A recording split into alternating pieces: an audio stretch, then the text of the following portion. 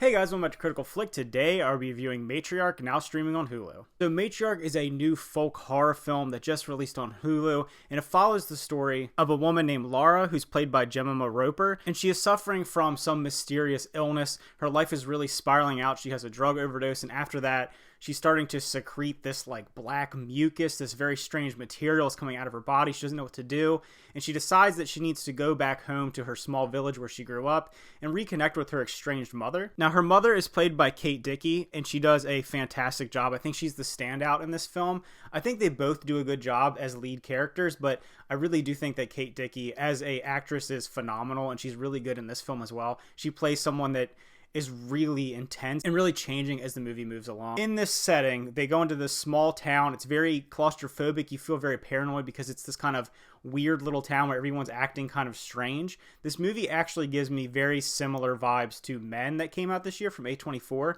In a lot of ways, it's almost like the female version of that movie. While that movie focuses obviously on kind of the male oppression and the male perspective, this kind of focuses more, like the title, on a matriarch and that motherly presence. Now, I won't go into any spoilers in this review because I think the twist at the end is kind of interesting, and I'd like people to check it out because I do think the third act of this film, while it does get a little silly, does get really intense and some really powerful imagery. It, like I said, very similar to Men, but this movie focuses a lot on trauma, trying to get past some of your childhood trauma and your childhood experiences. We have a main character that's really struggling with her relationship, both with her mother and her father having seemingly committed suicide, but you see as things aren't exactly as they appear in this town, and I do think some of the intense body horror and kind of weird folklore elements that build up into this make it really interesting. It gives you a lot to take away from this movie, because at first I thought it was going to be maybe kind of like a throwaway consumable film, but there definitely are some layers to this where you can take something away from it. Cinematography does look pretty nice. It's filmed in a very scenic town in England,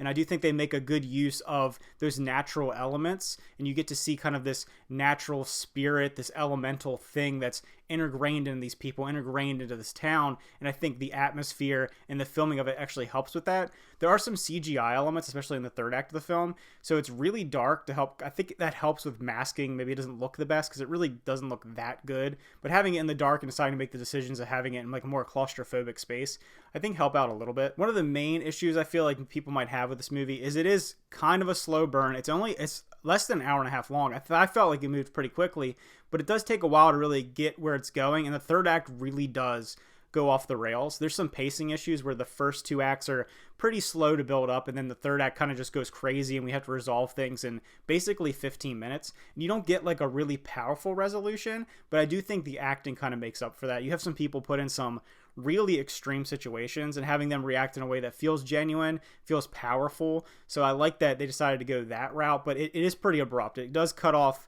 pretty quickly from when we find out what's happening, when we find out what the twist is, to the end of the film. It's pretty fast how they go through it. So if I were to rate Matriarch, I would give it a 7 out of 10.